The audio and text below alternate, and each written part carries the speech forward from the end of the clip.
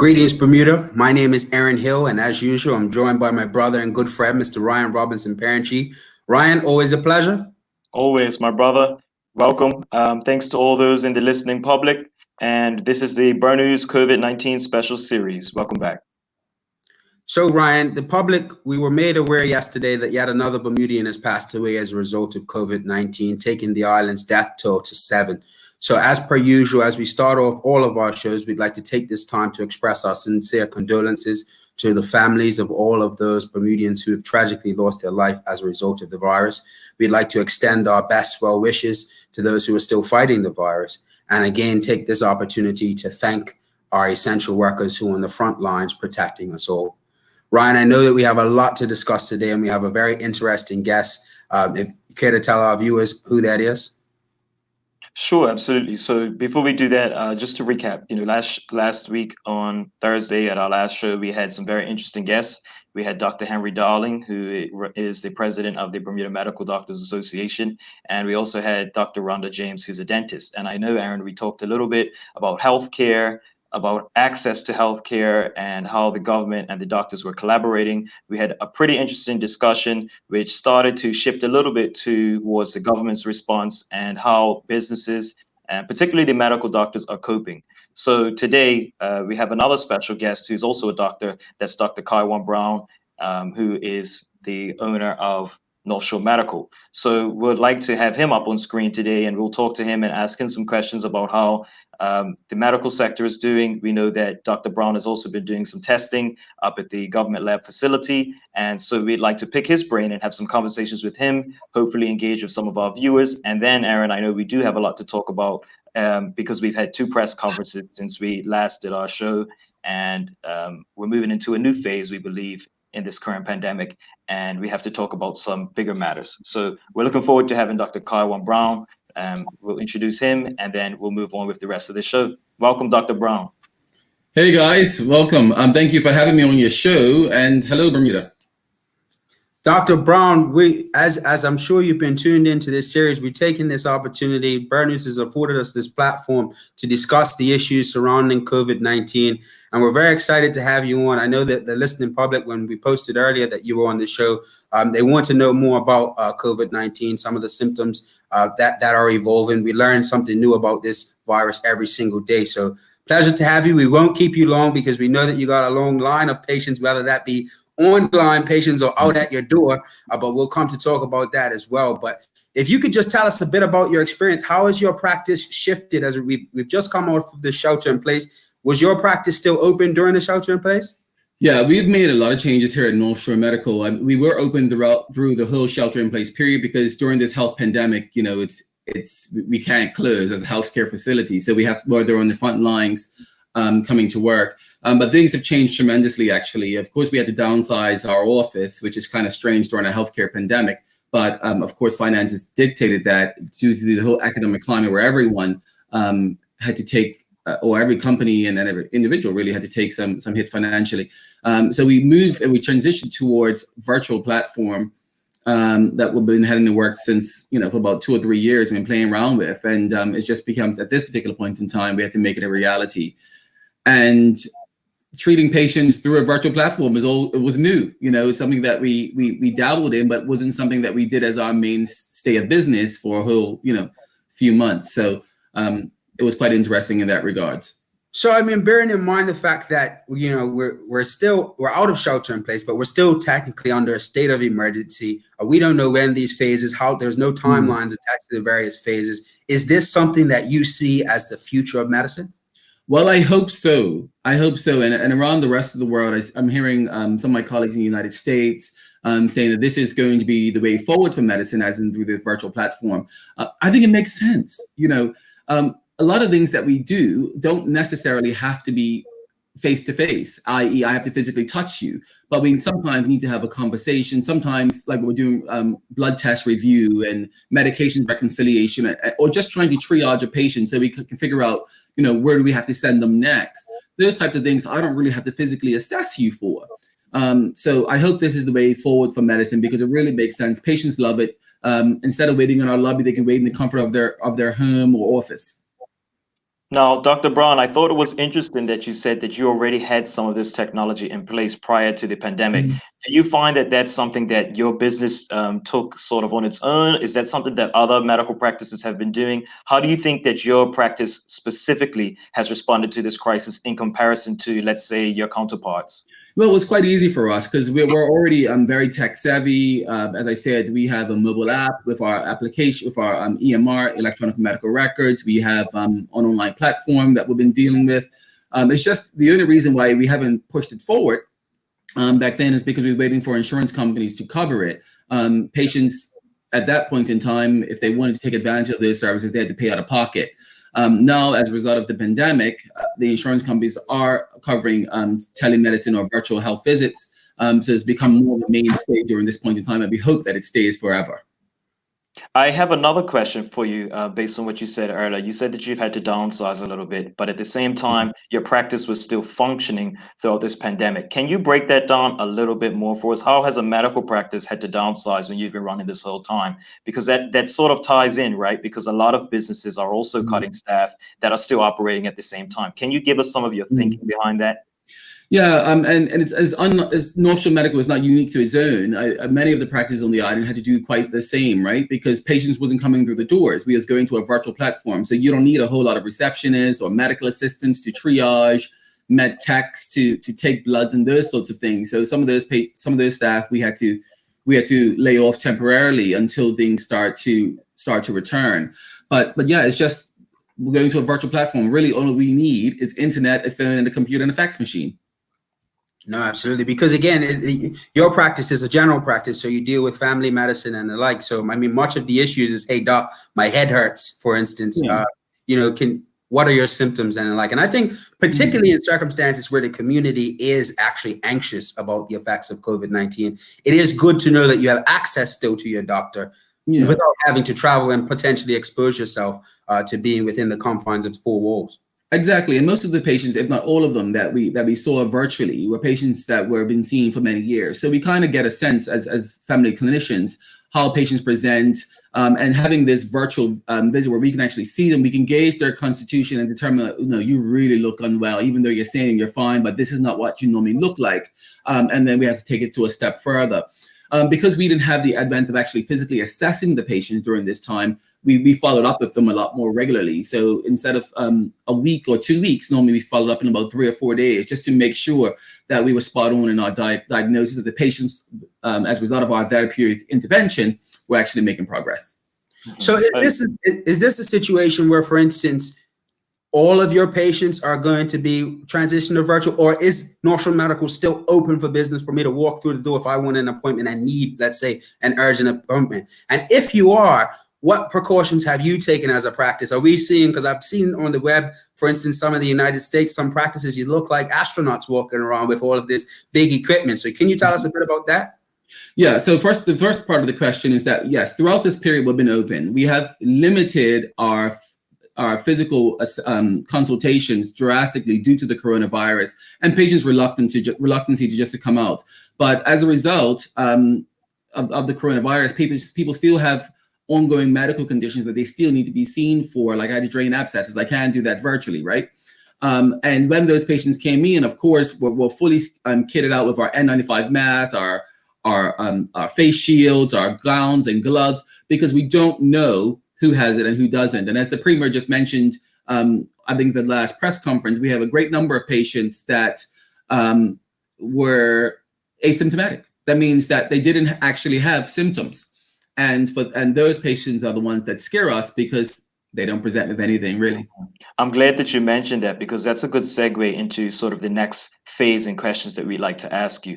Dr. Brown, you've spoken a little bit about your practice and how they've coped and how you've responded to this current crisis. We'd like to take a minute to shift towards the government response, as well as the fact that we're also aware that you've been doing some of the testing up at the Southside facility. Before we do that, I do have one more question about your practice. Have you at your practice seen any patients that have tested positive for COVID-19? Talk to us a little bit about the medical side, how those patients have presented themselves, and what you've done as a doctor in response, please. Yeah, actually, we have. We've seen a number of patients, either virtually or maybe one or two, that have actually come in through the practice that we had to see them outside in a drive-through type of fashion while they're in their car to get them tested and sorted out.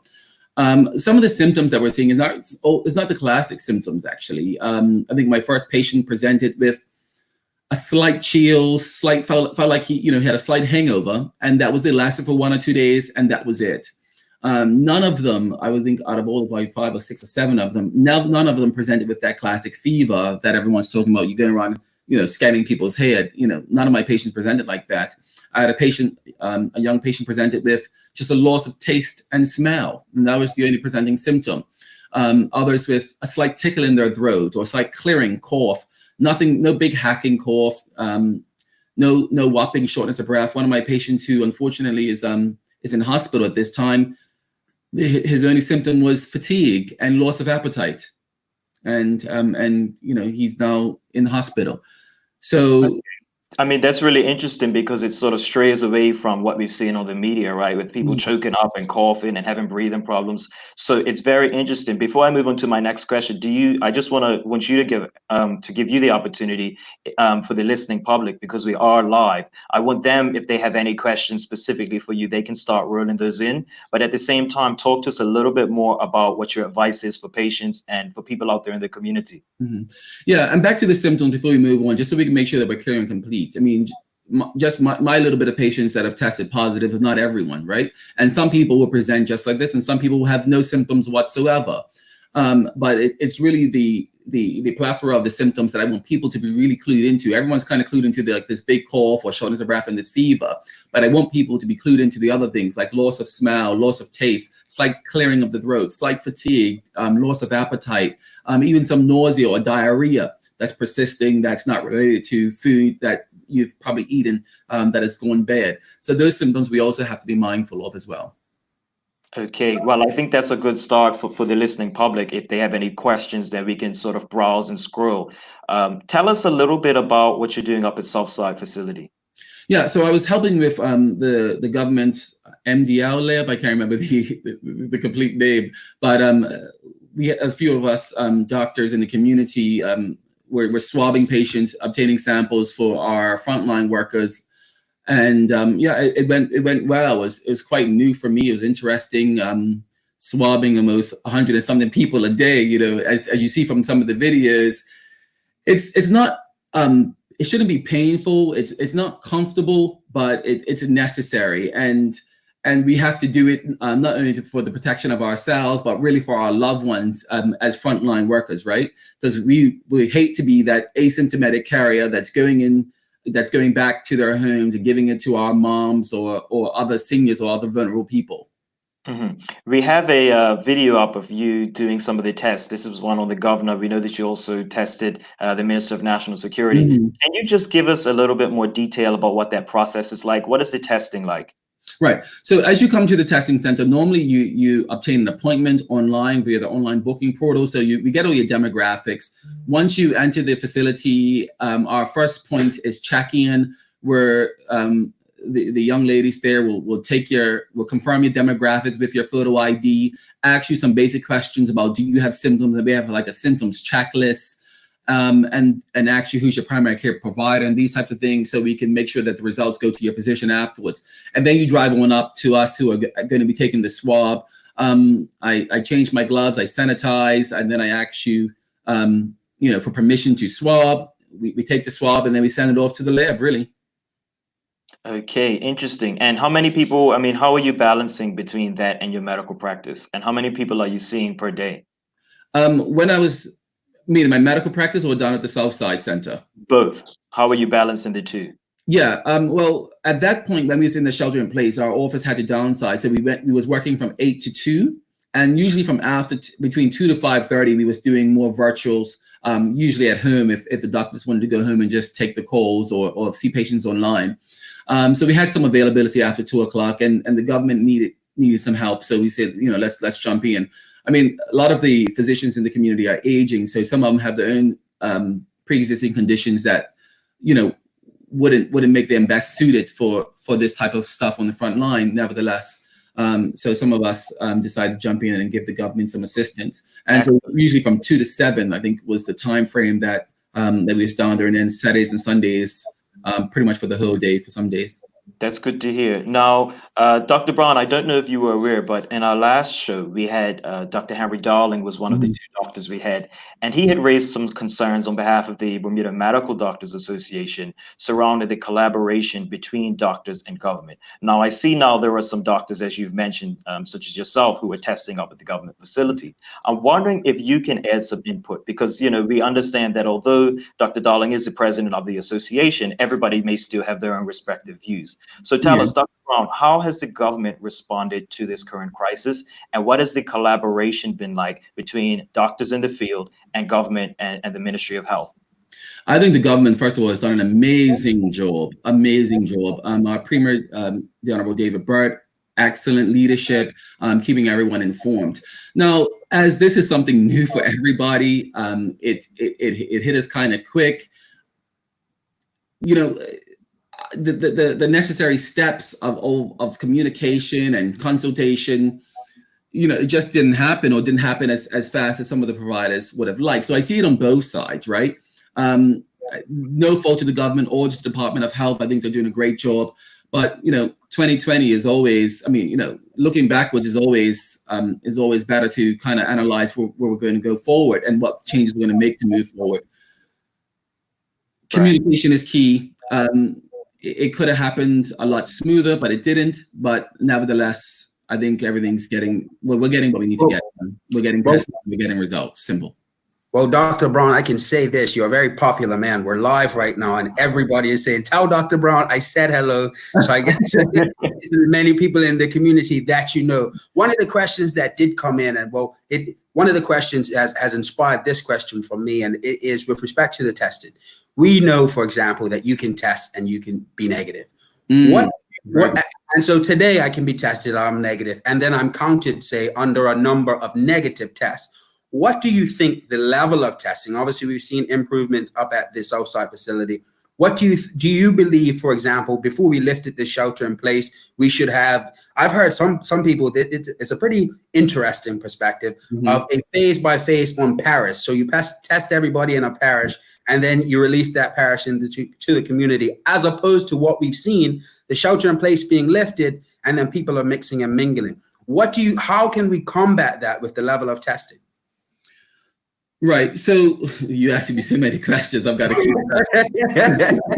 So the first one I think I remember was about testing and testing negative. Now, we always advise patients, just because you have a negative PCR test does not actually mean you don't have the virus. It doesn't mean that you didn't have the virus, and doesn't mean that you're not going to get the virus. It just means that particular point in time, the virus was not detected through that swab. And it could be a host of reasons versus, you know, not getting deep enough into the nasal pharynx, or the sample afterwards not being handled correctly, and a whole host, or you just simply have no symptoms. So that's the one about testing negative. What were your other questions? No, so it was with respect to, for example, how do we encapsulate or ensure, for example, that people who are testing negative, what should be the standard to have them retested? Because let's say today you have 100 people that test negative. The shelter in place is lifted. So is there, or that perhaps is my question, is there an actual structural procedure with retesting individuals who have tested negative as compared to the importance of testing others who haven't been tested? Yeah. So, I mean, retesting negative people, not necessarily. You have to put it into context, right? If these are frontline workers, as in doctors and nurses who are dealing with COVID positive patients, then my recommendations can be different for them than for someone who's not coming in contact with people that are highly suspected.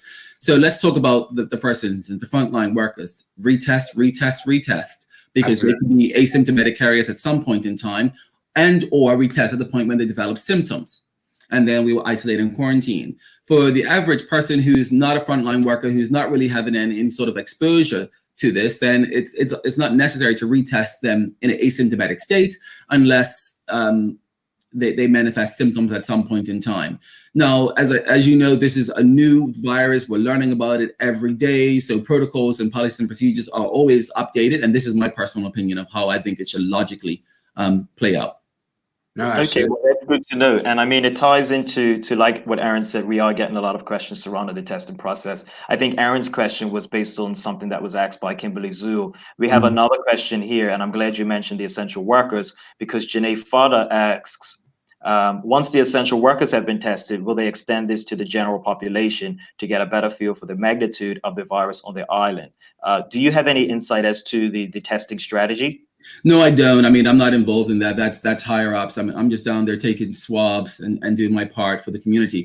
But my recommendation and opinion should be yes. I think everyone should be tested at some point in time, whether it be the PCR testing or the antibody testing. And that's something new that people are talking about now, is the antibody testing to the coronavirus. And that really does not detect anyone who has the disease at this point in time. It will detect those people who've been exposed, and probably one of those people who, as I mentioned before, in some of my clinical presentations, where it had a slight cough, a slight fever, or slight chills, and then later on, and didn't get tested, and later on, if we was to give them the antibody test and show that they actually had the virus, it just gives the public health department a better picture of who has been affected and who is yet to be affected. So, Dr. Brown, and I know you got to go. I know you got right. Well, that's some time. But I wanted to ask your opinion on. We've seen some videos in the community of individuals getting tested. We saw on the screen earlier you testing some individuals. It's a bit of it gives you an angst, a cringy feeling, at least for me personally. Is there any reason as to why this is the only methodology at this point in time to test something to the? I heard, and you can correct me if I'm wrong, that it's about mucus, that you need the mucus that's contained in the nasal cavity, if you will. And I said to the person, well, can we get mucus from some other means other than having to stick a long Q-tip up my nose? Is there a reason as to why this is the only methodology being used right now? It's the only one that gives us the highest yield. There are other methodologies like oral pharyngeal, taking it from your mouth, and I had to do that on a few people only because I wasn't able to get the swab past their nose, because they have either weird anatomy or have previous surgeries, etc. Other ways of testing samples that we're seeing in science is through stools and urine, but that's not something that people are doing because the yield is not really that high. But they have been able to detect virus particles in stools and in urine. I think in the United States, I think one of the governors was actually testing the sewage just to see what the viral load is in the sewage, to get a sense of how much people in his city or town possibly could have been infected. I see. So, Dr. Brown, moving on to a bit that's going to become really important as we move forward, and that's the financing of the medical practice in Bermuda. I know that Ryan had mentioned that Dr. Darling was on previously. Dr. Darling, on behalf of the BMDA, had some views with respect to a proposed healthcare system. How now, bearing in mind that, as we say, or as you hope rather, that we're going to start using telemedicine more often, as this virus, the honeymoon period, as you like to call it, or the impact period starts to cool off and we look at how we're actually going to be maneuvering, do you envisage that the insurance companies are going to have to start compensating, for example, things like telemedicine? Did they before? No, I mean, we sent proposals to everybody in like 2015 and no one took us on board for that. I can't presume to think or to speculate what insurance companies will do, because sometimes it defies logic, right? I mean, yeah, definitely. Sorry to interject, but I mean, it's interesting that you said they didn't cover it before, because it sounds like something that would save costs in the long run. So, I mean, I think, Aaron, we may have to tie this back in later into sort of things that we should have been doing this whole time, but are now being forced to do because of the coronavirus. Yeah, and I hope but that's interesting. Yeah, well, just I think the important thing, notwithstanding, I know this discussion doesn't necessarily dictate what the insurance companies are going to do, but I think the viewers are keen to know, should they, from your medical They should, absolutely. They should cover a few things, but telemedicine and virtual visits is something that should be around for the long term, because guess what? I mean, as the shelter in place in the next few weeks, the virus is still going to be here. It's going to be here for the better part of the year, if not next year, according to some virologists that are speculating such, and or another one coming behind it for the next season. So it's something that we do need to look forward to. Well, Dr. Brown, it's been a pleasure. I know we've almost taken up half an hour of your time, but we appreciate you. Ryan, I don't know if you have any further questions for Dr. Brown. It's been very informative. I mean, before he goes, I would like to acknowledge some of the commenters that are positively contributing. But before that, we do want to ask you, before you go, if I can pick your brain just for a moment, what do you think about the healthcare system? Because, I mean, government has had some plans before this, right? As far as a unified healthcare plan, there's been talk in the aftermath of this situation that we may need to go to universal healthcare, for example, just to cover the cost for the everyday citizen. What do you think? Do we need to stay as we are? Do we need to shift to provide coverage for more people? What are your views on the government's plans? How do you think they'll be affected? And what's your opinion on the overall healthcare system? Yeah, I mean, I think that what is it, Health Plan 2020 and beyond. I generally, okay, this is my personal view, and I'm sure it's probably not shared by many other providers. But as a Bermudian, I would want my people to have health insurance. Simple, right? It hurts me to find patients that don't have health insurance, don't have access, don't have medications, and as a compassionate physician as I am, I go on my way to help them with what limited resources that we can conjure up. So the basic principle that everyone getting universal health insurance, I'm definitely for that. And I think during this point in time, especially during this pandemic, I see where that plan could have been of immense benefit to patients, especially those who have lost their jobs or who are on universal health care. Yes, exactly. Because then it won't be an issue. Like what I'm seeing now, guys, is that all my patients who have been sheltering in home for the past few weeks with all sorts of chronic medical conditions, not coming and getting help, they're now landing at my doorstep in a worse state than I think they should have, all as a result of it. And some patients don't have insurance, and we just have to try to find a way to assist them and do our part. I think that's very interesting because we've heard from a few doctors, and I know a lot of the insurance companies were completely opposed to that. I think because of the impact that universal healthcare would have on private practices, some of the insurance and some of the big businesses. Can you speak a little bit more to that? Well, we have to work on the numbers, right? I mean, the general principle I support. I think the financing and the model towards that, it's yet to be discussed or yet to be fully threshed out. And I'm awaiting that sort of conversation. But the general principle where everyone having access to primary health care is something that I fully support. And we just got to figure out how we're going to make it work. We're a small island. I mean, 60,000 people. We should be able to make it work.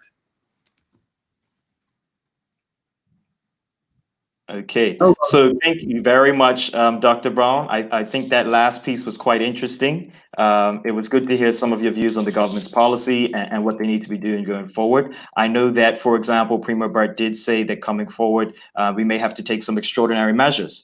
And I mean, in my opinion, universal healthcare may be something that might need to be considered. So before you go and before we thank you, I'd just like to read some of the comments. We often acknowledge some of the questions, but I want to give a shout out to some of the people that are shouting you out. So Canette Island Empress Burgess said, well done to the Southside facility. She's heard some great things.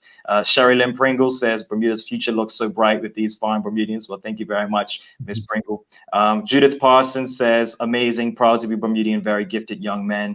And Antoinette Burgess Lewis, who I believe is your auntie, says she's tuned in from London. Hi, Dr. Kyjuan. So thanks again, Dr. Brown. It was a pleasure to have you. We look forward to discussing some of the things you've mentioned today as we carry on with the show. Before we go, though, I'm smiling at some of these comments here because they're commenting on your hair follicles and your skin, and we know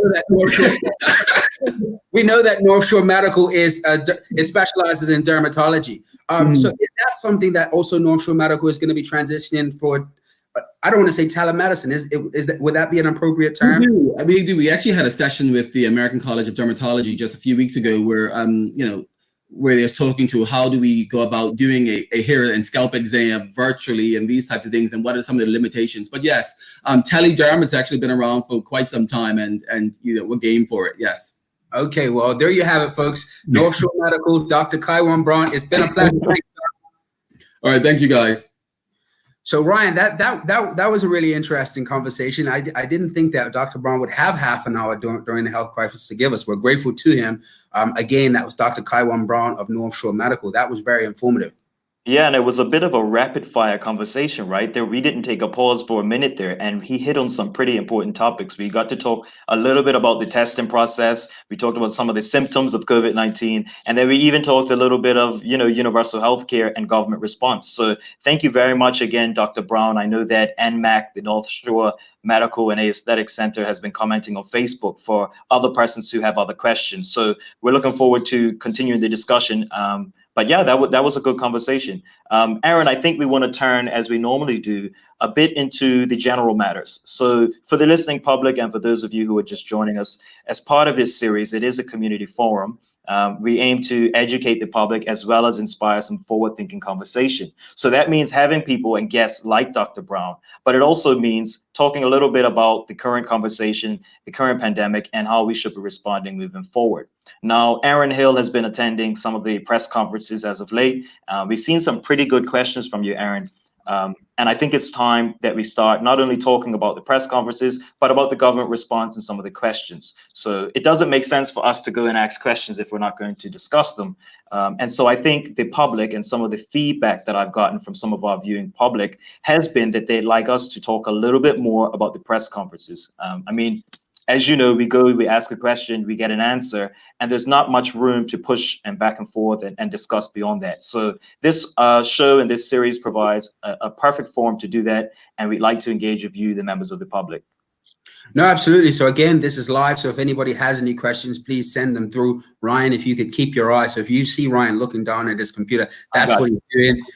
So again, Ryan, what particular question? As we know, we've discussed it previously at every press conference. A particular member of the press has 6 questions to ask. So it's a really important thing that you identify what questions are important, because there are a plethora of questions that we all have that we all want answers to. And ultimately, we have to dwindle those down to 6. I've found that to be an interesting exercise, particularly as when you're sitting there in the press conference, the information changes. So you may have, for example, 10 questions and you say, okay, well, this is the order of importance. Let's see what they talk about today. Ooh, that question's irrelevant. And then sometimes you get there and the rotation, one thing that I'm learning about journalism is that in order to ensure equity and fairness, the communications department switches up the roster. So for example, one day I'll be first and the next day I'll be last. And sometimes somebody might take a question that you were planning on asking. And it's like, man, you stole that question. But ultimately, the test is that we want to get the information to the public. And so sometimes it's been the case that we haven't used up our 6 questions, because it's not just so much an opportunity to ask questions for the sake of asking, but rather what is appropriate at this point in time to get the information. What do the public need to hear right now? For instance, there's been some instances where I've had questions that wouldn't be appropriate at that particular juncture to ask. And that's also an exercise, again, in journalism and recognizing, how we move forward in that regard. But I think you're about to say something. Yeah, I think it's a balance to be struck, right? Because you want to ask questions that the public have, but then also as a journalist, you're privy to certain information that the public may not know about. So you want to ask questions that everybody's asking, but at the same time, you may need to point out something that the public aren't aware of. So, last night, you asked a really good question about wills. That was something that I hadn't thought about. I know we're law students and you probably were doing something on that at the time. Remind me, what was it that you asked and why you think that was important to ask as opposed to your other questions that you could have had? Yeah, so we've got a number of pieces of legislation that govern how we dispose of our assets, which we call our estates when we pass, right? And we've got the Administration and Estates Act. We've got the Wills Act. Particularly the Wills Act outlines what it's going to take to make a will that's going to be valid. So Section 7 of our Wills Act deals with that. And what Section 7 says is that every will must be in writing and must be in the presence of the testator. Now, there's a provision, a subsection B, that also allows for it to, or another person, for instance, to sign on behalf of the testator. But again, even that condition has to be in the presence of the person. So that got me thinking, well, how is that compatible with our current reality where hospital visits are restricted? People in rest homes aren't able to see, unless it's a terminal case, they're not able to see visitors. And so how does somebody, if I fall ill, knocking on wood today, and I get into the hospital and I don't have an estate to give away just yet, but again, a consideration for some people who do. If you go into the hospital, a lawyer can't come there. A lawyer can't read over the phone, for example, your will. That is arguably something that can be contested in court as to whether or not that's valid. So my question to the government was, are we going to be looking to amend that legislation? And I don't want to be morbid. I don't want to say that, well, we're all, about to die, and therefore we need to look at how we're going to dispose of our estates. No, that's not it. Right. But I mean, just it's a valid question because the government modeling, but if we're to take that as accurate, unfortunately, it did say that in a better case scenario, you're looking at approximately 260 or 280 deaths. So it's definitely one of those questions where nobody wants to talk about it, but that's exactly the types of things that you have to do as a person standing at the mic. So, I mean, that was an excellent question. I don't think government had considered it, and I think the Minister of Health conceded that, but surely it's definitely something they're going to look into now as they plan for the future. So, and something that hadn't occurred to me at the time of asking the question, and it wasn't until the Premier passed it on to the Health Minister, but I think that's what her private practice, when she was in private practice, that's what she specialized in. And so the fact that she says, well, look, that's actually something to consider, even though she said that it's not an issue that's been brought to her attention, something that she will consider, I think that is interesting. And it will be very, very interesting to see whether in a few weeks or months' time we see that those amendments are being made. I think it's crucially important. And it's one of those things that you'd hate really to get on the other side and say, well, we wish we would have made that decision. And I mean, sorry, I mean, you also had asked a question about access to healthcare, and I think that also ties into it, right? Because we're talking about access to not only healthcare, but your legal rights. And so those things go hand in hand. And I think we were also planning to have some lawyers up on this series in the future, and I think that's something we can flesh out a bit further. But I mean, I'm glad that you thought of those questions because that's something that affects everybody, right? No, absolutely, absolutely. So, I mean, another one of the questions that we had was with respect to the drastic measures that have to be taken currently. The Premier gave some guidance. He reiterated some guidance that was given rather in March of this year with respect to landlord and tenant disputes. So, my question, I was sitting there listening to the Premier reiterate a guideline, and it just occurred to me that nothing, notwithstanding, how well spoken that he comes across and how well put together these guidelines are and the forms to assist people who are willing, but the guidelines aren't there for the willing. What we need guidance and intervention from the government is for the unwilling, those individuals whose landlords are saying, well, look, I don't care what the government's guidelines say. It's not worth the paper that it's written on. Where's my rent? And I know that those situations are occurring.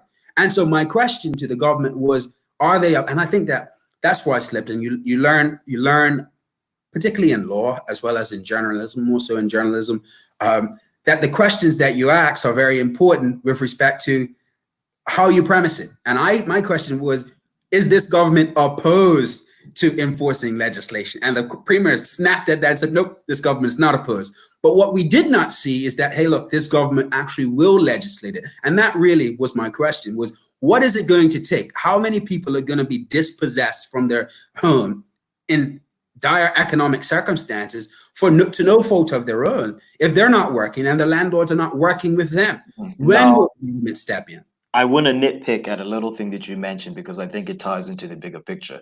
We had a conversation on the role of the media and government a few series ago, and I said the journalists need to learn how to ask questions like a lawyer, right? So that they get the answer that they want from the politicians. And you raised the interesting point that it doesn't matter how well phrased the question is. Most often, a politician knows exactly what it is that you're asking, and the listening public will have to judge based off of their response, whether they feel that that politician dodged that answer or not. So, I mean, I agree with your wider point, but I wanted to bring that up because it means that regardless of whether you ask that question or not, or whether you ask it in the right way, we as members of the public have to actually sit and consider whether we're satisfied with the response, no matter what was asked. And I think that ties in, as you're talking about some of the measures that government is taking, it's going to be very crucial if we still have 6 questions per journalist, right? I mean, we have a lot of big topics that we need to talk about. And I think at the beginning, when we first launched this series, we talked a little bit about how the general public was in a bit of a honeymoon phase with government. I don't think that we're in that honeymoon phase anymore.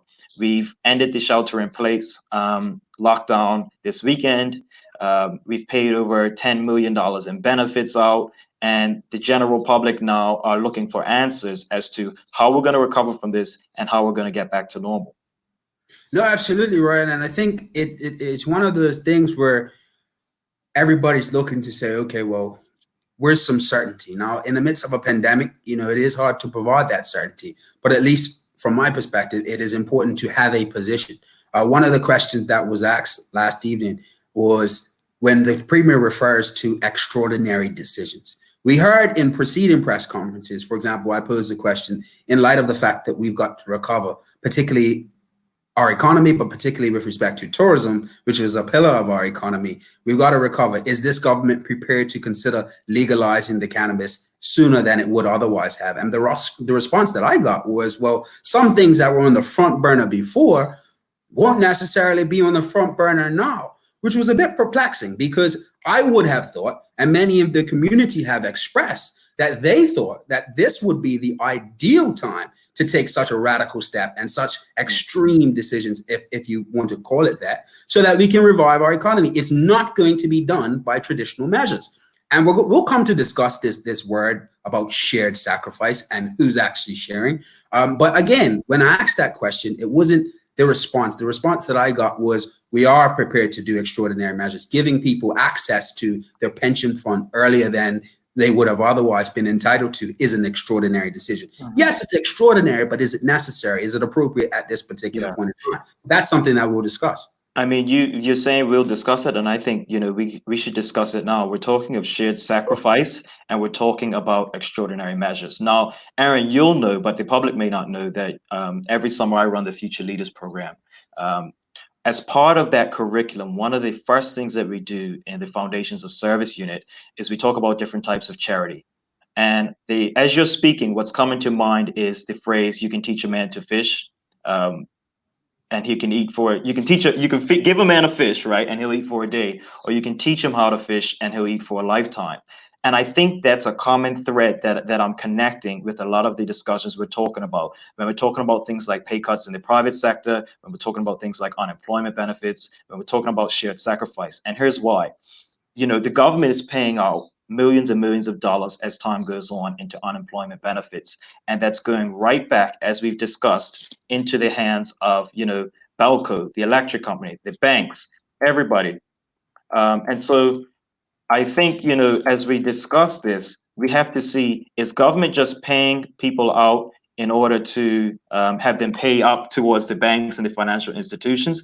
And if so, what's the point? Why are we paying people just to feed themselves, where we need to be making changes to our society that will allow it to be more fair and equitable in the future? And I think the Premier has constantly referred to this. He's talked about resetting everything. He's talked about extraordinary measures. But the extraordinary measures that we're seeing, unfortunately, are not things that are helping us, not all of them, because some of them are in the long term. So to tie that in, I mean, you asked the question last night, what are some of the extraordinary measures that we expect to see? And I think maybe you asked that somewhat skeptically, but his response was, it's extraordinary that we've paid out millions of dollars in unemployment benefits. It's extraordinary that we've implemented a shelter in place. It's extraordinary that we've had to take people's rights away temporarily. It's an extraordinary time, and that's certainly correct. However, those extraordinary measures are sort of instant relief measures. Those are measures to stop the bleeding. They don't heal the wound, and they don't take the knife out.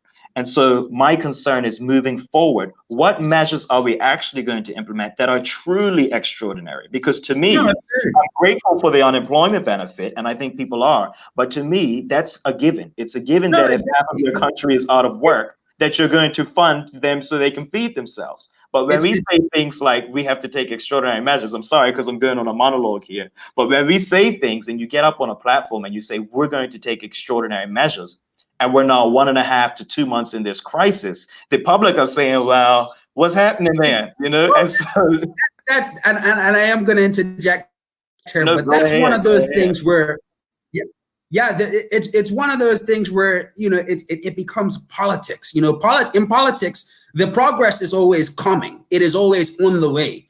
And so right now, the question is really, what are we going to do? It's one of those things where, you know, I compare it to, you know, relationships where, you know, you say to your girlfriend, well, at least I'm faithful. And she says, well, that's a given in any successful relationship. You know? And when we heard response like, well, we're taking care of our people during unemployment time.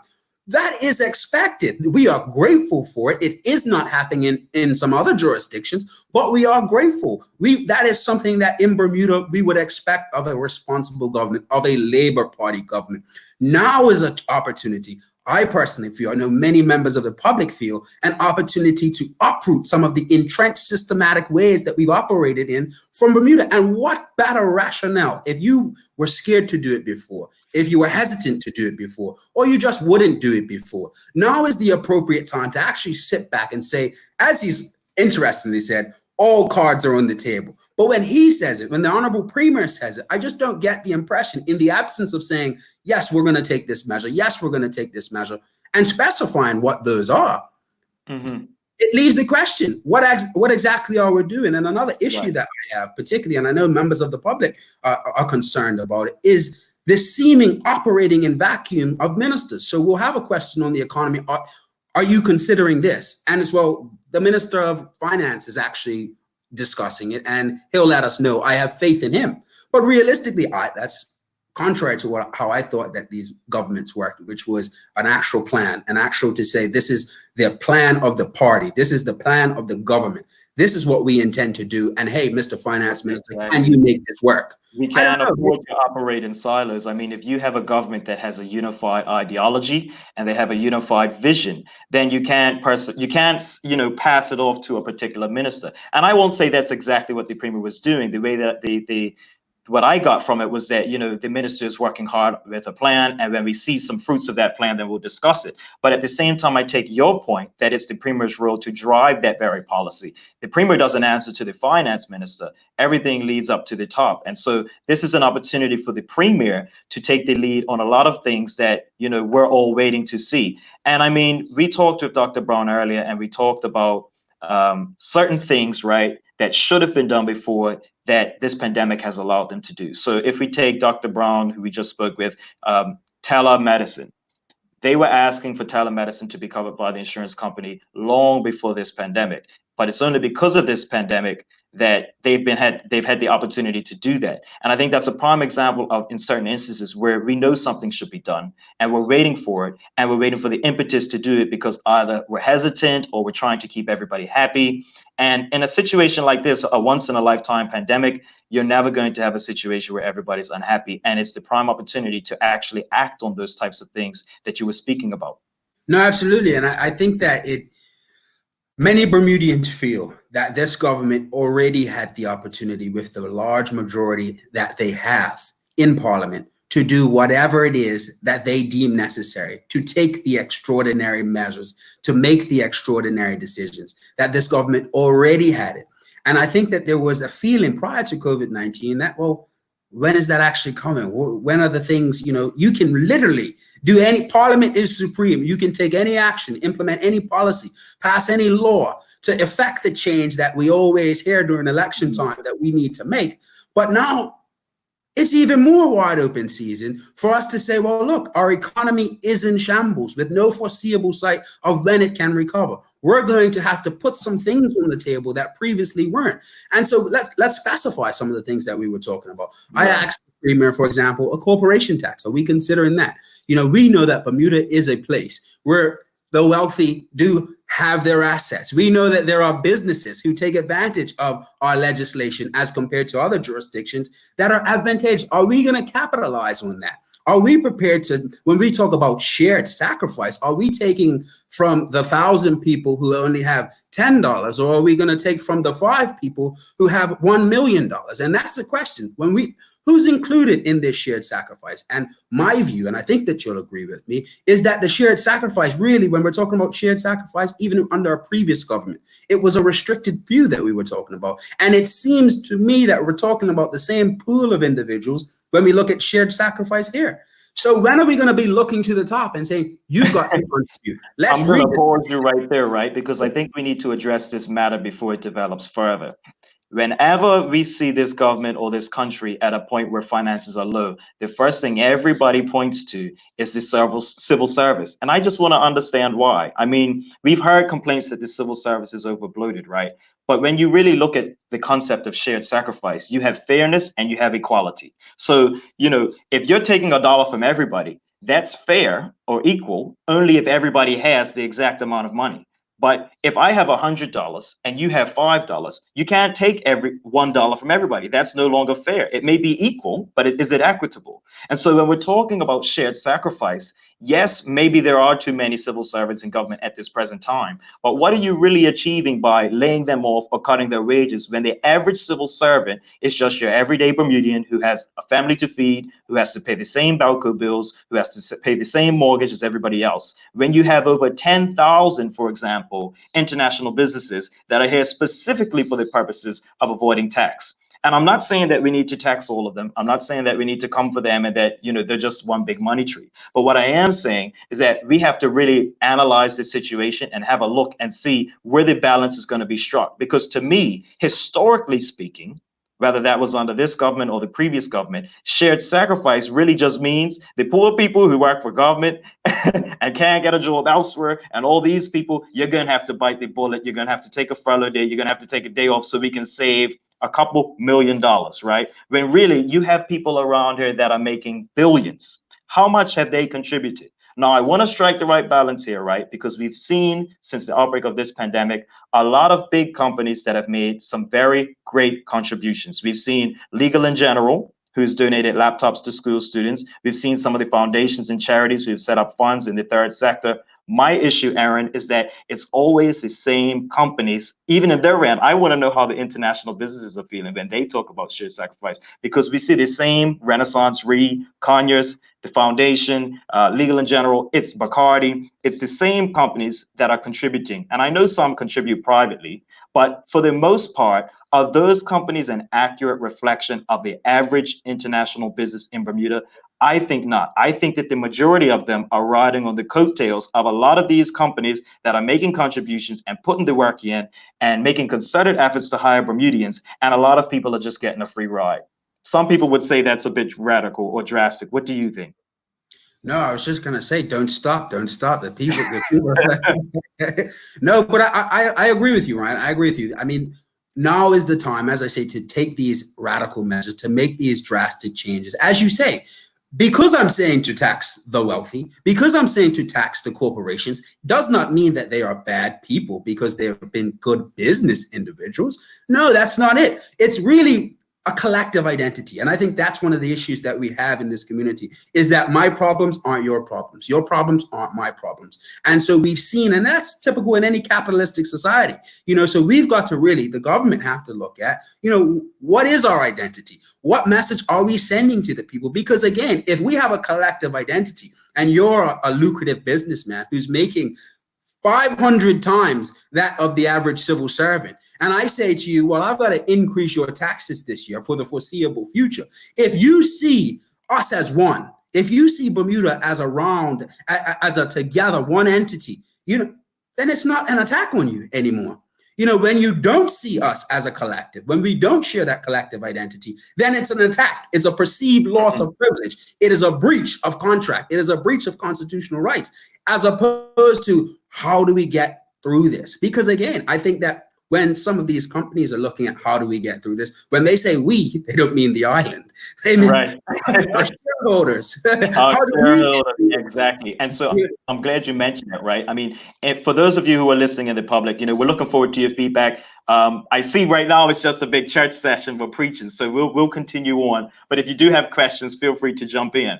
But Aaron, I'm glad that you mentioned the shareholders, because you will know that in company law, you have shareholder and stakeholder theory. So for the listening public, the idea is basically when you have a private company that answers to shareholders, they are first and foremost accountable to those shareholders. They take precedence. So whenever you have a company, we often look and we see the CEO or the owner and the employees, but that's really just the front end of a company. Behind all of that, the CEO and all their leadership team answer to the shareholders.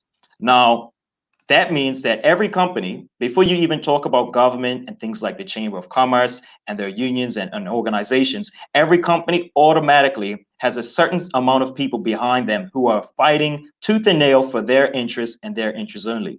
So when we talk about government, and we understand that governments and any leader has to balance the decisions, right? They have to say, this is what the people need, this is what the private sector needs, this is what the public sector needs, this is what the charities need, and they have to collate all of that information and then make a decision, which often ends up being somewhere in the middle, maybe sometimes a little bit off balance. But what I want us to take away from this and keep in mind, Eron, is that if companies in the private sector have people who are fighting tooth and nail for them and them only, and the government is fighting for everybody equally, then that means that the everyday man on the street has less representation, because you have the final arbiter, who is government, that's leaning towards private sector and the private sector's interests, and nobody's defending the everyday person. So as government represents the interests of everybody, they have to keep in mind that one sector of that community, particularly private businesses, have their own advocates. They don't need government to be their advocate. The people, however, don't have the shareholders that we have are in Bermuda Incorporated, and that's the Bermuda government who we elect. And so when government is making decisions, they have to be our advocate on top of the people, because private sectors are already going to do that. Now, I want to touch really briefly back to the extraordinary measures thing. Now, the Premier made an interesting comment last night, and he reiterated a statement. I saw it, he said, it's not a threat. I saw it as a warning, which was private businesses need to step up. We'll measure their response. We're going to give them sort of some lead time to see how they respond to this crisis. And if we're not happy with it, then we're going to have to react. That was the gist of it, and I don't want to quote out of turn, but the general idea was that the Premier was encouraging private businesses to take their role and step up into the community. If not, government will be forced to act. Now, my concern is that he made that statement before, and over the weekend, we saw companies such as, for example, Gibbons and other industries and other businesses cutting their wages by 50%, laying off workers. And we're talking about companies that have been in Bermuda for hundreds of years. We know that they've accumulated a large degree of wealth. And so when we talk about shared sacrifice, we really have to sit back and look and say, how long is government going to wait? How long are we going to appeal to the moral interests of other people before we use the power that we have and take action to ensure that when we come out of this pandemic, we're not just giving fish to people, but we're teaching everybody how to fish. We're making sure that one person doesn't have half the pond and the other 100 people have a quarter of the pond and are fighting over the guppies. So that's where I think we need to be focusing our attention as we come out of the honeymoon phase and talk about government's response and guide the finance minister's economic recovery plan. No, I mean, I agree with you. I think that there needs to be some substance behind the positions that everything is on the table. What does that actually mean? Again, I want to canvas, particularly for our viewers, because we want to feel the pulse of the people to actually understand. We've seen some feedback. We've got some comments on offshore fish farming. Is that something that the government should invest in and look to the future with respect to? We've got some comments with respect to the cannabis market. We've seen in the paper that, you know, particular entity has an idea of what to do with a particular piece of land, you know, in Bermuda, and they've stimulated or they've proffered their ideas into the community. Again, it's a part of, it's responsible. It is incumbent upon us as the younger generation who are going to inherit the consequences, positive or negative, of whatever decisions are made now, to decide what do we want the Bermuda to look like in another 10 years. And right now, the decisions that are being made, again, do we set up and position ourselves as a paradise tourism island that, you know, is open for business? For example, do we allow young entrepreneurs, do we allow Black businesses to take the lead with respect to a cannabis industry, those who have been disproportionately affected, you know, historically disadvantaged? Is now the opportunity to put these individuals in position when this pandemic is cooling off, and, you know, because it's still going to be out there. The virus is there now, you know, it's in the Rolodex of viruses. What are we going to do to position ourselves so when we open up business, we are shifting with the times? And I hate to say it, we're going to evolve or we're not going to survive. But you know, Eron, a lot of the things that you're saying, and I mean, it's bittersweet, it's nothing new. We haven't said anything today that's a completely radical or new thought. A lot of these things that we're talking about are things that people have been calling for a long time, and now we're just simply waiting for the impetus. And you hit the nail on the head when you said, if not now, then when? I mean, I can't think of any better reason to actually do the things that we've been waiting to do than a global pandemic. There's, you know, nothing short of God coming down himself and telling everybody to do it. There's no more drastic event than what we're going through right now, which would justify resetting everything, starting everything off right and going back to not the norm, not to what we were before, but a system that's fair, that's equitable, that gives us all a fighting chance. I want to take a moment to acknowledge some of the commenters. Clinton Painter says it's time for Bermuda to move away from these consumption taxes and put an equitable and fair tax system in place. Those who have more pay more, and those with less pay less. I completely agree with you, Clinton. I think the current tax system is one in which the percentages are a little bit higher depending on how much money you make, but I don't think that they're capped at the right levels. I personally think that if you're making below a certain amount, you shouldn't have to pay any tax at all. That's my personal opinion, because it doesn't give anybody a chance to rise through the ranks if we're taxing everybody out the wazoo. Shawnette Sumner says, we've hit the nail on the head. I asked those same questions to some people yesterday and was called being cynical and reminded of the old saying, Rome wasn't built in a day. I think that's interesting, you know, because I was talking to you, Aaron, about being cynical earlier, and I don't think it's about being cynical. It's about keeping it real. What do you say? Me, cynical? No, I think that people are right to be frustrated. I think that, and again, I just so let's add a bit of a background to this, right? Ryan and I are really good friends, and so we have these back and forth discussions, and I am a very passionate person, and sometimes that passion takes the face and my emotions get the best of me, you know, and I'm passionate about the topic. Why aren't these decisions being made? You know, and one thing Ryan says, and I think it's very important, and I think that's why there's a very good yin and yang balance here, is, Aaron, in order to get people to actually understand what you're saying, to hear what you're saying, it's got to be palatable. You cannot let the criticism or your frustration at the lack of action and inaction and indecisiveness of, from my perspective, of what the government is doing or not doing right now take over and overshadow some of the valuable points that you have. Because the important part here is you can only sidestep questions. You can only ignore realities and, you know, spin responses if the people aren't paying attention. And that's where we shift from a criticism and an analysis of the government to really put the mirror up and say, well, as a people, what do we demand? What are we demanding from our leadership? If I ask you, is the sky blue? And you say, well, I care about my people and we're going to do the best for our people. Yes, that's a nice thing to say. I don't disagree with you. But again, it's up to the people to say, he didn't exactly answer the question there. And that's a bit concerning. What is your position? And so, again, I think that is an important dynamic for us to understand, particularly with respect to not just me, but the other individuals in the community who are passionate about the issues, who are frustrated. That's why I'm so glad that Shawnette Sumner raised that point, because oftentimes I find in Bermuda, we have a habit of mistaking questioning for criticism or even cynicism.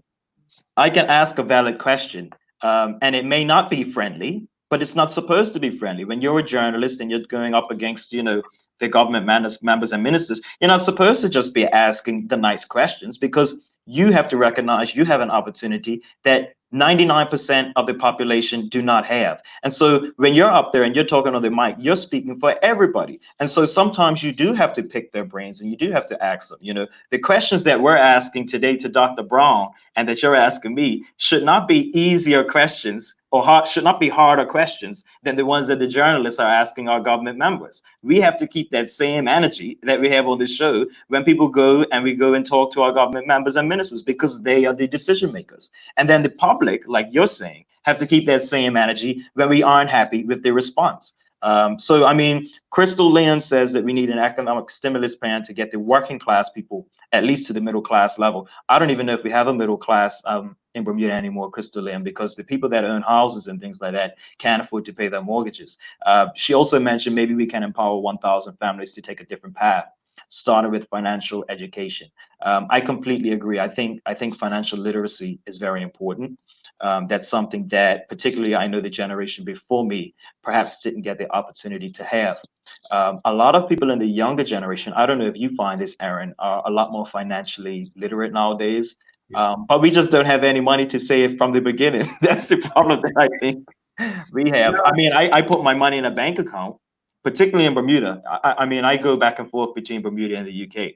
I get more interest in the UK than I get in Bermuda. When I bank in Bermuda, I pay more money to keep my money in the account than I actually get back from the savings. So maybe some of the commenters can tell me what I'm doing wrong. No, but I mean, Ryan, also one of the things that I think it's important to really look at, because I do want to get sides to the coin.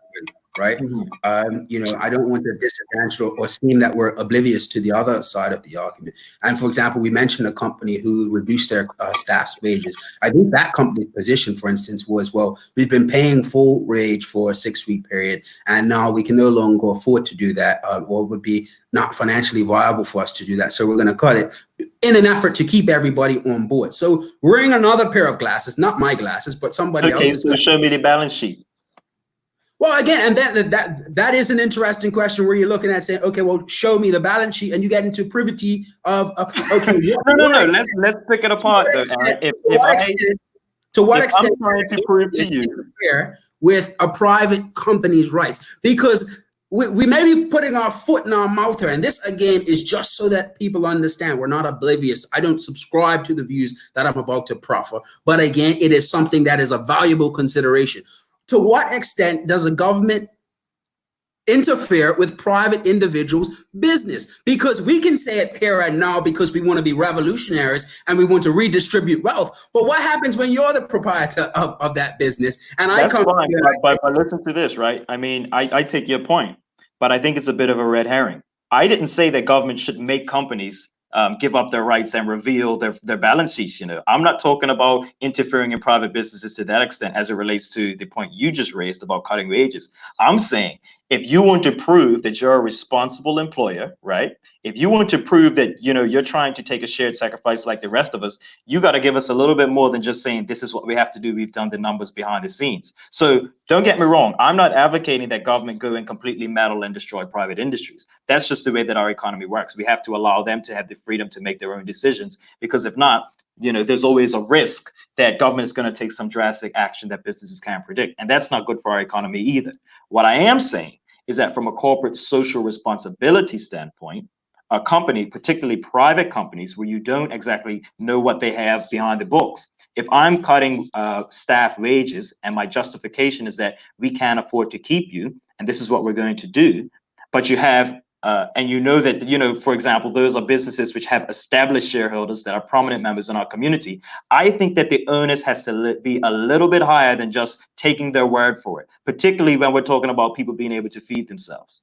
Well, how do you do that? You do that by increasing taxes. Let them come to you and tell you that they can't pay the taxes, but that really would not happen. They're going to have to adjust. Let them adjust, because it is the people at the bottoms of the society who are having to make those decisions. We shouldn't worry about how they're going to sit. How are we going to adjust and circumvent that? You got to the top because you're smart. Nobody's saying that you're not smart. Figure it out. Like the people on the bottom of the totem pole are having to figure it out. You know, it's really a situation where it's unfortunate, because, and I'm not criticize any particular entity, but let's look at it. For example, the government gives out $500 to a maximum.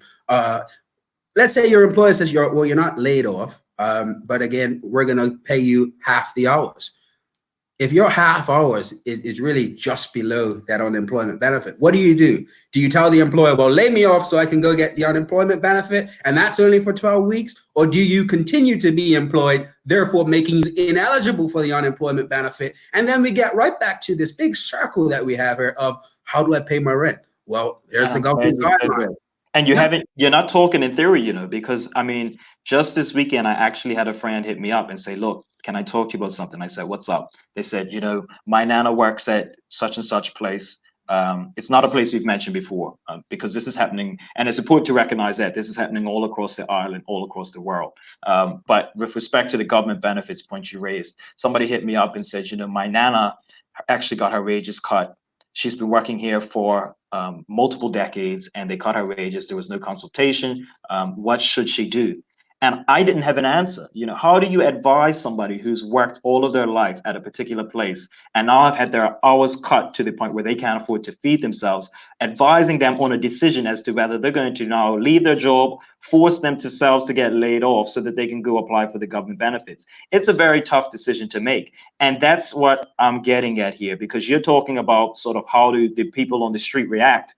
And it seems to me like when we're talking about shared sacrifice and balancing things out, that for far too long, the balance has been tipped against the working class person, that we always have less options than the business owners. And I mean, there's a degree of balance to be struck because they have worked to that point, or they have that amount of resources, and they're taking on a larger risk. But I think you've raised the important conversation of shared sacrifice and the role of government there. Absolutely. And I know that we're going to have some interesting things to discuss over the course of the next few weeks, but particularly next series, we're going to have the interim CEO of the Bermuda Tourism Authority, Mr. Glenn Jones, on board. And we know that yesterday, the BTA's first quarter 2020 tourism statistics were released. And I don't think we need to explain them, but they're just not where they need to be. We all understand and know why. So it's not a really criticism or an analyzation too much of why they are where they are, but how do we get them back to where they need to be? What are some of your ideas in that regard? I mean, I'm looking forward to having the discussion with Glenn Jones to see exactly what they have in mind. I saw some conversations on social media over the weekend about sort of making tourism into a bubble. So we heard, for example, about staycations, right? And encouraging Bermudians to maybe shop at the local hotels and instead of traveling, they could take a vacation here. I think perhaps we could expand that to places like the Caribbean. And we've seen a discussion on that a little bit earlier in this week, where people were talking about why not, establish certain routes and encourage people in the Caribbean, because the Caribbean as a region has been hit very hard by this, right? We're used to lots of cruise ships around this time. Some of the other islands are used to cruise ships all year round. And now nobody from the US is traveling. Nobody from our main industries markets are traveling. So I think that might be one thing that I'd like to ask Glenn Jones about when we talk to him later this week, is what does he think? Because I know that Bermuda Tourism was looking to target African Americans in particular from the United States. I don't see that is a drastically different market, perhaps. I do want to also acknowledge, Aaron, some of the other comments that we've been receiving. And this is an interesting one because we talked a little bit about this earlier.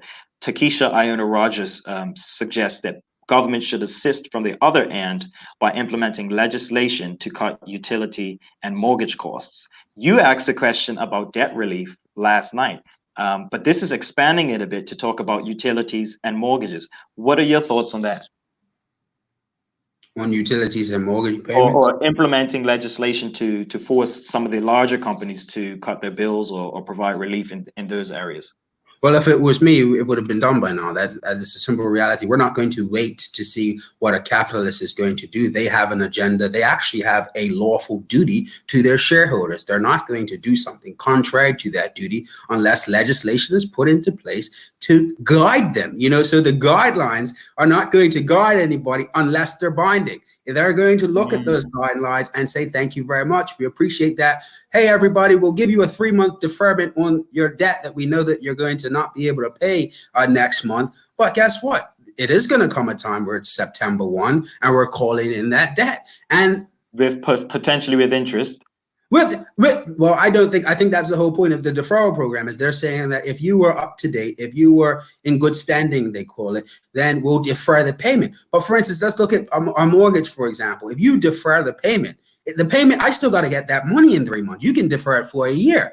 I need to get back to work, which again, we're doing this thing where we're talking about issues on this side of the spectrum, and then we go around and around in that way where they're all connected. They're interconnected. How do we stimulate this economy to get our people back working again? How do we redistribute this wealth? So again, it's not a situation of what I would do. It's really when this government is going. I think it's interesting that you said that they need to, because private industries actually have a duty not to do that themselves. So for example, Jasver Shagar Furtado says that banks need to lower mortgage interest rates. But I think, Aaron, what you've just said is that as a member in a bank or somebody who's in a leadership position within the bank, their primary duty, lawfully, they have to answer to their shareholders first. In other words, if I suggest to you, Aaron, who's the CEO of a particular bank, or let's say Balco, if I suggest to you that you should lower rates, you're telling me you have a duty to not do that? Absolutely. And I mean, the Companies Act speaks to that you have a duty to the shareholders of the company. You have a duty to the creditors of the company. You've got to ensure that's the whole point of the business. You've got to ensure that the only way that it can happen is if government makes them do it, and therefore, the CEO has to say, look. Absolutely. I'm not going to a lion in the jungle and asking him, hey, look, please don't eat this steak, or please eat this steak I know what a lion does. A lion is the king of the jungle. They eat. they kill. That's what they do. If I don't want them to do what they do, again, in the context of governmental operation, I've got to put that's the point. That's why we elect leaders to make the decision. And while we're on this point, one of the things that I'm concerned about is an over consultation. Consultation, I think, is a word that's often used when we want to make decisions, or rather we want to say that we're making decisions, but we're going to consult. For example, we've had, and I was a part of it, I think I was 17 years old at the time, the Cannabis Reform Collaborative, right? So that was some 5-6 years ago. We had a report conducted. That committee reported on it. We've had subsequent, we've looked at other jurisdictions. You didn't even have your high school diploma yet, did you? I did. From Utah. I had come back from Utah. Okay. I was working at the law firms as a legal intern. So I was just, on the cusp of 18, if not 18, just then. But the point that I'm making is, in these times, we've elected individuals to make decisions. So when you come to knock on my door, I hope that you have a plan. What are you going to do? So that every day or every week and every month, you're not saying, hey, look, I plan to make this decision, but let me just run it by you first. I should know, and that ties into how we operate our whole democratic process. The decisions that are being made, we should trust our leaders right now. They're going to sort it out. As opposed to what I'm seeing is, well, there are things that we might not want to do. Let's take it. And again, consultation is important, but that's where you get how much more of a demand or what is the word rather that's used? We've been given a mandate rather, and a mandate by the people of Bermuda to lead, to make these decisions. That's why they gave you that wide gap, so that you could make the decisions, not turn around and act. It's like going to a lawyer, for example, and the lawyer says, "You sure that's the decision you want to make?" Oh, I'm kind of coming to you for advice. I kind of came to you because I thought that you told me you had a plan. And so. Again, there's a bit of a shared responsibility there, but what I'm not seeing is firm decision being made. I'm glad you put it that way. I mean, I look at it as like this, right? Bermuda is bleeding out right now.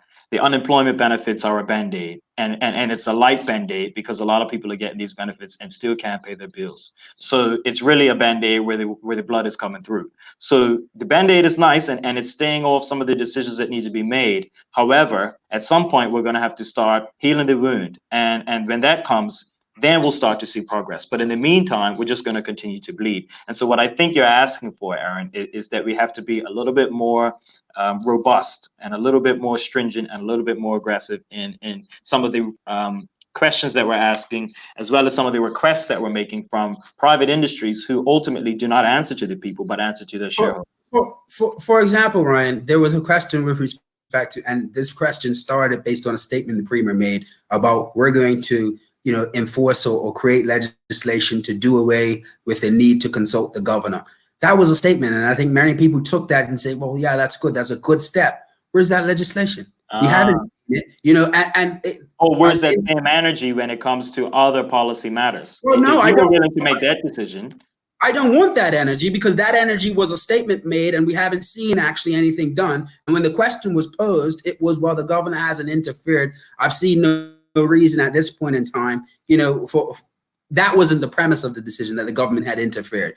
So what I don't want is statements to be made to placate to people, to please people, so that we can, tickle my fancy, so to speak, that's what I want to hear, and then nothing happens. But the saving grace that I do have, Ryan, and I'll kick it to you, is that the politicians, there's a time when they do make decisions, and that's on the cusp of an election. Now, we're not in election season, but far be it. We're in the middle of a pandemic. But the reality is next year is going to come up the election, right? The term's going to end. And so I think what we're going to start to see when there's a balance of us being in the middle of a pandemic, plus, my political interest, that an election's coming up, that, hey, let me start throwing these ideas to the people. And my message, I'm not criticizing the government. My message is really to the voting population. Let's really look at the science here, of when issues become relevant to say that we're going to take certain stances or we're going to adopt certain positions. We'll see that very soon. In the next 6 months or so, we'll start to see, for example, the issues that the government wants or feels that the people want implemented. We'll say, well, we're going to do that. We're going to do that. We're going to do that. We need to stop being fooled. If we're not going to be fooled, we have to hold them accountable. And us holding them accountable should not be viewed as me versus you, as opposed to you told me you were going to do this, so I'm going to hold you accountable to ensure that you do it. Yeah, and I'm glad that you said that it's a matter of holding people accountable rather than, for example, us ordering people to do things. And here's the difference, right? All of the discussions that we're having today were prompted particularly by the Premier's statement. So, for example, it's not as if we got up and got on this series and started just blurting out different ideas that we've had and saying, this is what we want done, we're demanding this. We're responding directly to a statement that was made by the Premier, which was, this is an extraordinary time and extraordinary measures need to be taken. When you asked for some specifics on that last night, the response you got was that nothing is off the table. And so if the Premier and if government members are going to make a statement like that, I think ultimately this is what you're saying. If you're going to let the people know that these are the types of things that we're considering, then you can't just let that be an empty statement. You have to follow through on that. And we're at that point now where I think the people are waiting to see something like that. So it doesn't mean that we have to go and become a completely different country overnight, even though that's exactly what's happened with this pandemic. But it does mean that at some point we have to start putting our feet on the ground and moving, as opposed to just talking about moving. And as we begin to wrap up, one of the things that I thought was really important was the question on homelessness and how the view of many people in the community is that our homeless population had been dealt with better during the shelter in place than prior to. And the question really was, are we going to really look at how we're treating our homeless population moving forward? Are we going to take steps? We've heard various undertakings, over the course of many years with respect to a new facility for the homeless population. Is this something that we're going to look at? Because we can have the concerns about the economy. We can have the concerns about tourism. But again, these are people, these are individuals, and it ties back into that collective identity. And I want to herald you right there because I don't want us to lose the homeless people question. And I thought it was particularly interesting, the question that you asked and the response, right? You asked whether we thought that there were going to be more measures done now after this pandemic, more aggressive measures taken to deal with our homeless population. And I believe, was it the Minister Keynes or was it the Premier? I think it was Minister Keynes, correct me if I'm wrong, that conceded that the homeless population was dealt with better during this pandemic than they were. That was the Premier. That was the Premier. Thank you for correcting me. I think it's interesting, and I think that we can't just breeze over that, not just on the Premier's end, because I think everybody agrees that the homeless population has been dealt with better. But what type of people are we when we have to, the impetus for us to take care of our most vulnerable came not because we were genuinely concerned, particularly, some of us were concerned about their health, right? But when you look at the legal reason, right? A shelter in place had been enacted, which meant that it was illegal to be out on the street at a certain time of day. That was what it took for us to take our homeless people and get them tested, take them off the street, give them food, shelter, and water, and all the rest. It was because we needed to make them comply with the law. We didn't have any choice. If we had left them on the street like we do any other time, they would have been in contravention of the law, which would have raised issues for the police service. And so the reason was not, let's finally deal with our homeless population and find a permanent solution. The reason was, well, we've enacted this law and now we have to make everybody comply with it. So how can we make that happen? And I'm not, this isn't a complete criticism of government because it's not completely their job to deal with it. I think it's a community issue.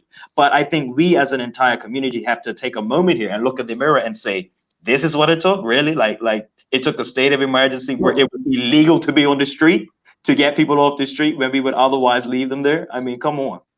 And again, tying it back into that collective identity, yes, I wouldn't say appalled. I was rather shocked. I was surprised that the Premier said, yes, we did concede that the homeless population was taken better care of before than during, because now it really, I'll let you say that. Thank you for saying it, because I certainly. And I'm not, and this is an attack on him directly. It's a community thing. What were we all doing where this is what it took for us to say, oh, well, how are the homeless people going to comply with the law? But again, taking it, we know the rationale is that they would have been afoul of the law had we left them out there, right? But the real thing is that when we realize that it takes a pandemic to realize that we do have the resources and the capability to ensure that it's taken care of. Because if this shelter in place had been for another 3 months, let's say, guess what? Been there for 3 months. Would have been there for 3 months. So we need to really sit back and look at the wide perspective and sit there and say, okay, is this something that we're going to, ensure is important? Now, I understand that the homeless population, there are several underlying issues there, right? So it's not just about creating a facility, but it ties back into everything that we're saying. If we can create an economy that thrives on alternative things that we haven't so far, perhaps we can employ our homeless people, because it's not just that a homeless person, there's certain predispositions, there's certain things that people perceive. Well, if you're, this must be the case. The reality is that if strict legal action isn't taken very soon to deal with the landlord-tenant issue, we all could be placed in a position of being homeless. Speech or whatever you're saying, you must be reading directly from the comments, Aaron, because Connect Island Empress Burgess just said we need to transition the homeless to jobs that they can do, or something that we train them to do for those who can. And for those with addictions and issues, we need to transition them to care hospitals and to get them the help they need to eventually have them independent. And I mean, I do want to give some credit here in that in recent years, we've seen the formation of drug court and mental health court, so that the court system can help to deal with some of those issues. My concern is the community. Why do we only think about some of these things when we're in a global pandemic and a state of emergency? And why aren't we applying more pressure for these things to get done? That's my question. And so, Aaron, you and I can talk all day about these issues and jog people's minds and get them criticizing. And I know sometimes we don't even completely agree or aren't sure about what we're talking about, and we're just debating back and forth for the sake of having a productive discussion. But like you said earlier, the key takeaway is, what is the community going to do? Are we happy? We've given some leeway with the government as well as the private industry, because we haven't just criticized government today. We've criticized the community, and we've criticized the private sector for those who are riding on the coattails of some of the bigger companies who always contribute to Bermuda and its issues. So what I think the takeaway here is that at some point we have to come out of the honeymoon phase. We have to start holding each other accountable. We have to start asking some questions. You know, we've given some leeway. We're in this pandemic a month and a half now. We've gone through 2 full shelter-in-place cycles. We went buck wild over the weekend, and we're trying to urgently get back to some semblance of normalcy.